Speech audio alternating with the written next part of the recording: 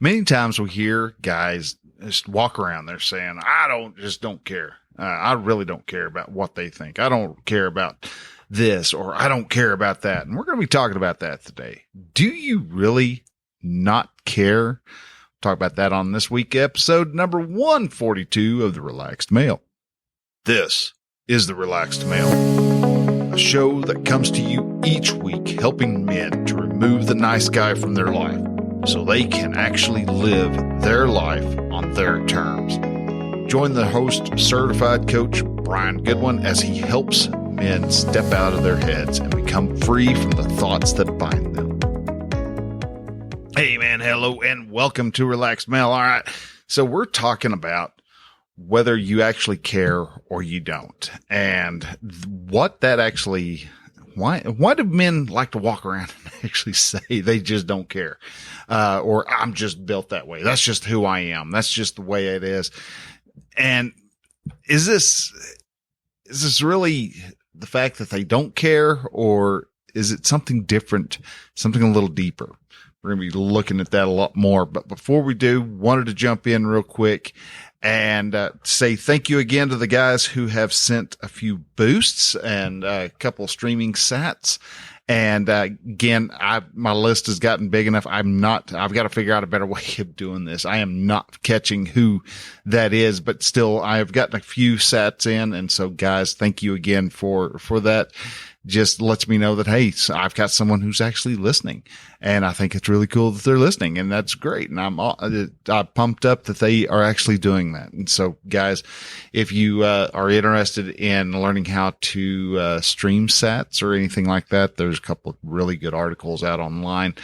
You can find a lot of them over at podcastindex.org.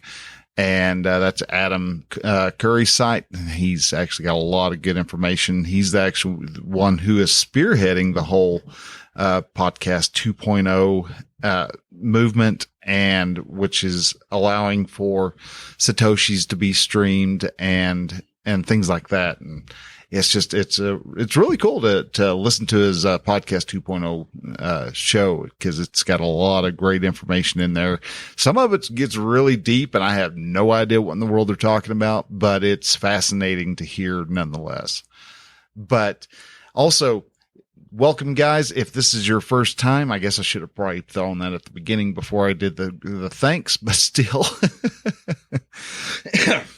Again, I'm still trying to get back onto track after getting everything moved and repositioned and brought back from the Operation Tears of the 22 Mission Critical event, and that was a great time. We are a little on the thin side. I think we could have had a lot more people show up, and hopefully next year, it'll be about the first week of August. We'll be leaking out more information as it comes available.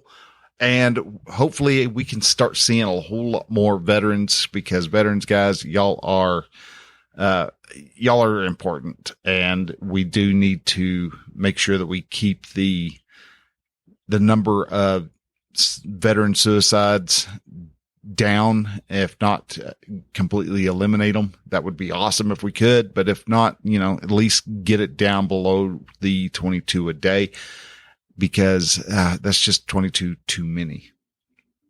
So, but anyhow, so new guys, I appreciate, I'm going off all sorts. I've got notes in front of me, but I am just not paying attention to the notes.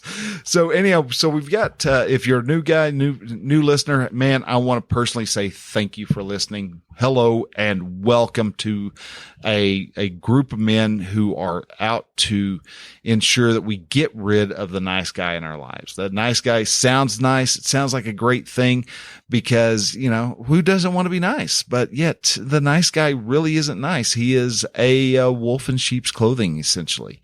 He likes to try to manipulate others and likes to try to get people to follow his covert contracts, when in all reality, he could get a lot more done if he just let people be themselves and accepted them for being who they are.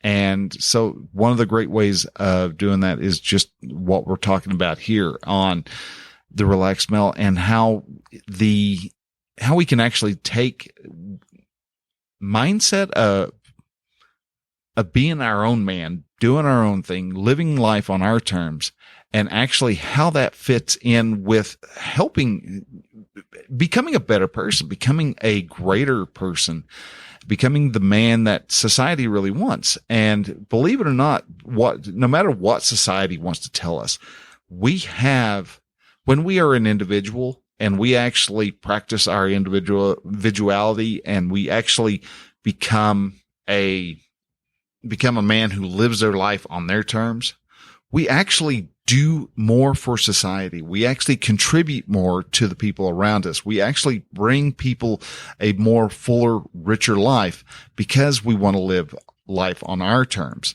instead of living in a collective based society, because the collective doesn't allow for the great to rise up. It's a sum of the lowest common denominator. So like equity, talk is, it's not where you start, it's how you finish. Everybody finishes the same. So if you want to finish the same, the people who are let's use money for the line of measurement.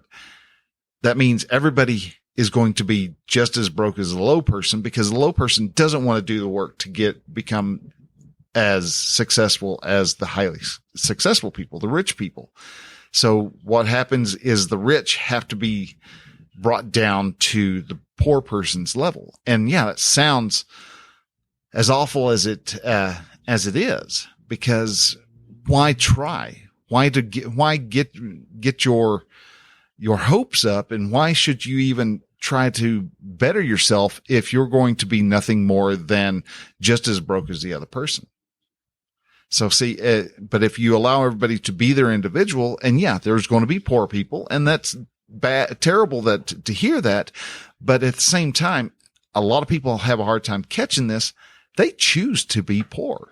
It sounds like I'm being cold, being cruel, but in all reality, if you treat them as if they have chosen to be poor, you can then help change their line of thinking. You can start converting their choice, because then when they have that power, they realize they can actually make a choice to become more successful, instead of just going, well, it's out of my hands, it's not my fault, and it's, I'm the victim of capitalism or whatever. All of a sudden they realize, oh, I can actually have an idea and get money for that idea. And all of a sudden that broke person can become wealthy.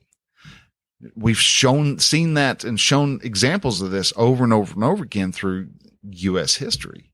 You have all these immigrants who have come into the U.S. with only like $12 in their pocket, and turn around and have millions in their account, because we aren't held by a caste system, which is what the collective really wants. If you're not rich, you're staying in the low levels. If you're a rich person, you got here because of the grace of others who wanted you to be rich, and so they allowed you to be in. And so that's a reason why you want to become a very independent person. So that is a very, very, very long intro. I didn't realize I was going to jump into a little tirade on that, but I wanted to go ahead and jump into the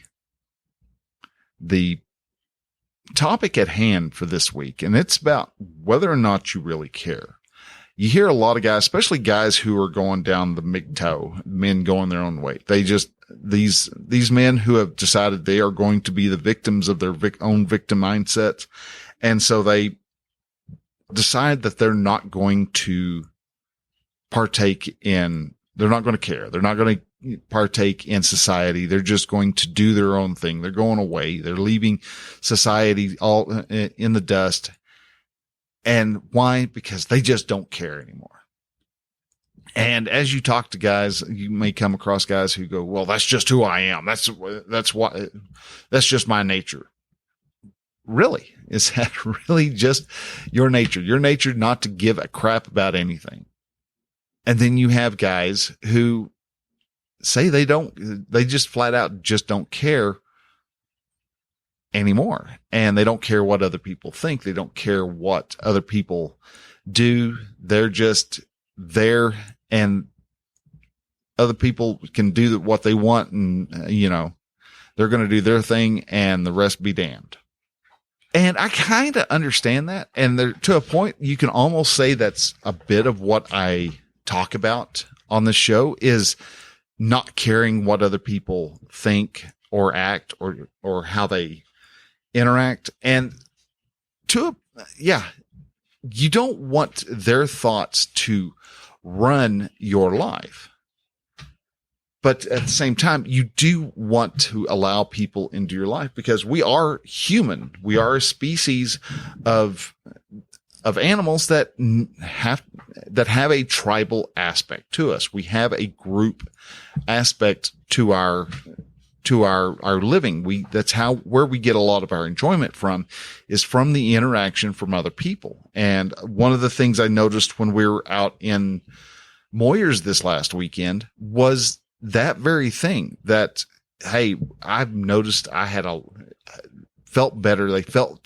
Men were feeling more energized, more alive. And that's just because of that whole tribal interaction. We get our serotonin and our dopamine hits from the interactions we get from other folks. And that's one reason why, phones and social media seems to cause so much of a problem. Why we have so many people who are anxiety ridden, because they aren't actually interacting with people. They're getting a false dump of dopamine in their system, and it's not really fulfilling enough, because they don't have the downs along with the ups. They are trying to live an 80-20 lifestyle instead of a 50-50 lifestyle. So what happens when you actually don't care? Well, if you don't care, you're going to essentially shun the vast majority of people, or the people that you have even the slightest disagreement with, because you don't really want to care that they think differently than you do. You don't want to really care whether or not they have a different idea of the world than what you have. And because of that, it causes you to start to feel isolated. And with that isolation, you're going to become aggravated, and that feeling of alone kicks in. And with that, you become restless, and feeling alone, being by yourself does cause even some really physical ailments, where you start to experience pain a lot more, because you don't have the dopamine and serotonin that's actually helping to deaden the pain receptors in your system. Serotonin actually can be used as a anesthetic. Yeah, anesthesia. So yeah, be anesthetic. I want to make sure I use the right word.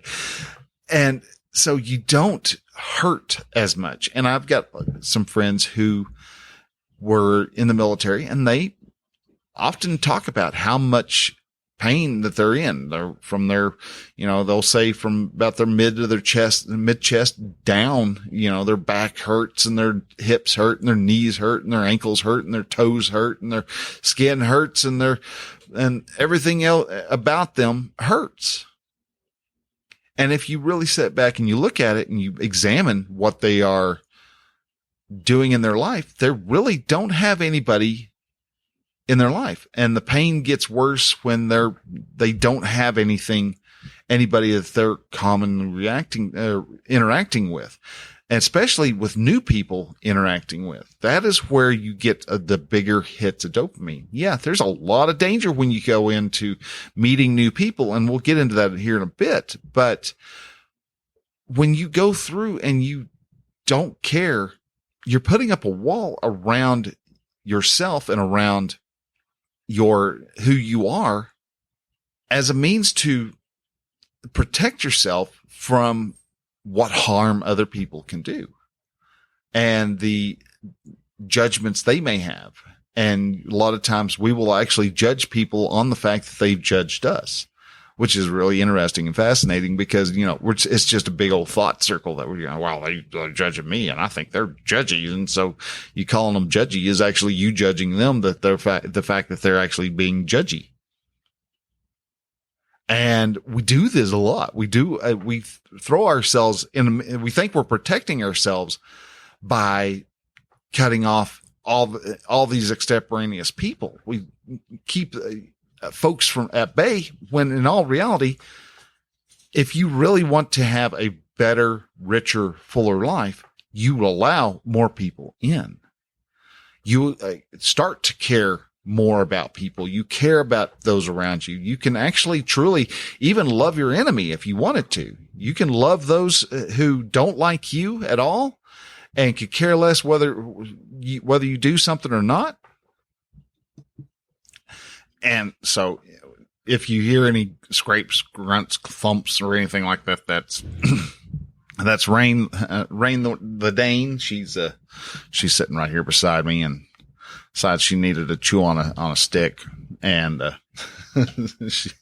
she doesn't do it quietly. So hopefully the mic won't pick it up. But if it does, that's why. So let's carry on. But anyhow, a lot of times we try not to care, and because we want to use it as a means of protection. But yet, because we are protecting ourselves, we are actually denying ourselves the ability to have the joy and the fulfillment that we really want to have in our life. So in all reality, maybe you do need to actually care. Maybe you need to, and this is one reason why the fourth pillar of a real man, have you noticed I've changed the name? I'm no longer going to be calling it the 4 pillars of the relaxed male. I like the 4 pillars of a man. And I've really been playing around with this because these are 4 pillars. Just, they're great for men. I may fall back onto relaxed men again, but I'm playing with it.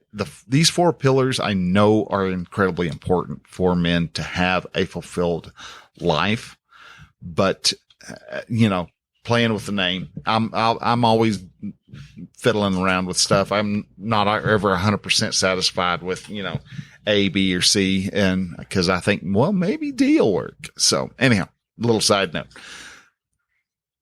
but maybe you do need to start caring, especially if you are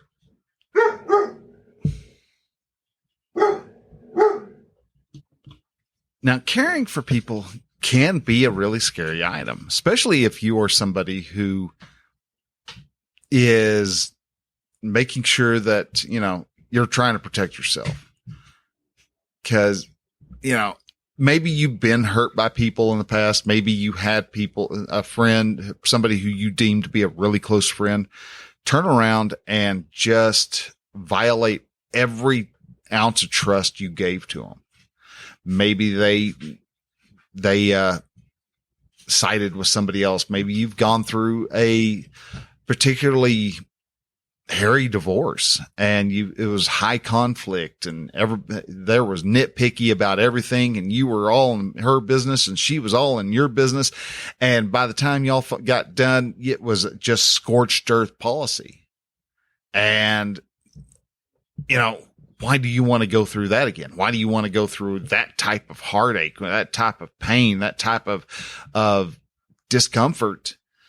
Because, you've developed the belief that all women want out of men is their money. And it's not true that that's the case. That is not something that is something that people with a very scarce mindset actually want to have. So when they're especially the person who is getting divorced, not the person who initiated the divorce, but the person who they're divorcing from, who wants to stay married, they're often going to have a very big pile of scarcity sitting right in front of them because what they're used to knowing as their life is all of a sudden thrown about and it's completely destroyed. It's scattered to the winds. The added income that the spouse might have been bringing in is all of a sudden is going to be gone. And they're thinking, oh crud, well, how am I going to be able to live with only half as much of the income? And then on top of that, you know, there's the alimony and the child support that they're wanting to pull out of my pocket. And I'm going to be struggling on living as it is. I can't do this. And so you think you can't, and you think you wouldn't be able to. And you think that everything that's about that whole circumstance that you're getting a divorce is nothing but resource draining. So yeah, you're going to see potential spouses as being sources of pain, sources of distrust. Or you're going to be very, very, very select on who you let into your inner circle. And that can be a really scary thing to do, because why should you let a complete stranger into your life when they might rob you? So there's a chance that if you care, you may end up coming across somebody who has some ulterior motives for talking to you. They may want to use you for their own advantages. And those advantages may be nefarious, or they may be completely platonic. They may just want to be using you for a means to talk. They may want to use you for, you know, we all are using somebody for a reason. We don't have somebody in our life for no reason at all. But if the thoughts that you have are that these people are going to use you and take something from you, then yeah, you're going to have a big problem building the level of trust that you need for a good relationship to form. You might get hurt. Yeah. If you get into a relationship with somebody, whether it's a friendship or a romantic relationship, there's a good chance you're going to get hurt. That is one of the risks that you have when you're trying to have a relationship. When you are actually trying to care, you're going to open yourself up to get hurt. And I'm going to guarantee you are going to get hurt. But what are you making that hurt mean about you? That you're not worthy, that you are not a good enough person because you were able to let them hurt you? Or are you just seeing it as, hey, this man, this woman, this person, this person that was wanting to be a friend who didn't become a good friend is wanting to, you know, are they just being a messy human, or are they being a person who really doesn't? Because the person who actually hurts another person, in all reality, they're the ones who really don't care. And so if you aren't caring about a person, you're actually doing more harm to others than protecting yourself, because you're denying the world the opportunity to know who you are. You're denying the world an opportunity to see your joy and your happiness. If you're cutting yourself out of the dating scene because you don't want to get hurt again, you've gone through 2 divorces, 3 divorces now already. Why should you even try to date again? Because life is a lot sweeter when you have a lover with you going through life. When you have that somebody special who can experience life with you, you turn out to have such a greater and more wonderful time. Not to mention, I mean, married men actually live longer than unmarried men. So I'd encourage all men to live as long as possible. But know that, yeah, you're going to get hurt, but you can choose what that pain actually means. That betrayal, is it because you were an idiot and you wanted to be hurt? Or did you do that because you decided, hey, I'm not a not somebody I purposely wanted to cause pain to. It was just a human being human. And human beings, we stick our emotions into stuff, and things get messy really quick, and it gets awkward, and it gets weird, and it gets bizarre sometimes. But that's okay. That's part of the experience. That's part of the wonderful, beautiful human experience. And if you are willing to just, step out, you don't have to just jump in there and be a social butterfly right overnight. I mean, that can overwhelm anybody. But if you are willing to just take the steps needed, you'll find that things become a lot, and you start taking the steps needed to start showing people that you care. You'll find that life is a lot sweeter in the end. So if you are interested in actually trying to start caring again, but you aren't sure where to begin, you can go over to relaxedmale.com/coaching. And there we'll set up a consult call, and we'll sit down and we'll have a discussion. We'll see what you're wanting to achieve, and see what type of game plan we can come up with. And we'll see where that leads. Because if I can coach you through this particular difficulty, you're going to find a whole lot more sunshine and a lot more highs in your life. Yeah, you're going to experience the valleys on top of the mountain peaks, but you want those valleys so that you can be awe-inspired as you reach that mountain peak. So see what happens with the consult call, and let's see where we can get you to get back on to line of caring. So guys, with that, I'm going to go ahead. I'm going to let you go. Thank you again for listening. Y'all take care. Step out of your comfort zone. Get out there, meet somebody new, and say hi, shake their hand. You might end up finding out that person becomes your best friend for the rest of your life. So guys, with that, thank you for listening. Catch you next week. Till then, bye.